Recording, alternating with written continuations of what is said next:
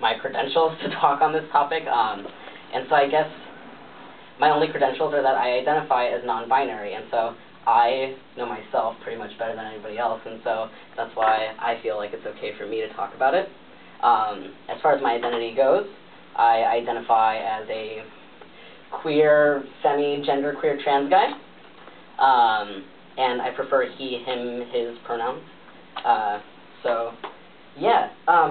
So I wanted to, before talking about non-binary stuff, I wanted to go over some ground rules for this discussion, if that's all right with everyone. Cool. Lay it down, yeah.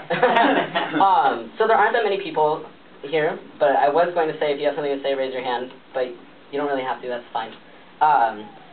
The second rule that I had was to assume that when people are speaking, that they have good intentions, and when speaking, have good intentions, so that that way those assumptions are actually correct.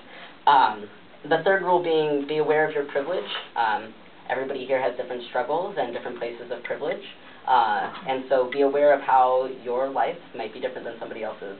And lastly, it's often referred to as move forward, move back. If you feel like you're not participating very much, feel free to move forward in the discussion. If you feel like you are dominating the discussion, feel free to take a step back and allow people who are more shy or more nervous a chance to speak. So yes, non-binary gender identities. What does that mean? Non-binary gender identities are people who do not only identify as men or as women. A lot of people who identify as non-binary do identify as men or women or both or more or neither of those things, above, below, whatever, and such and so forth.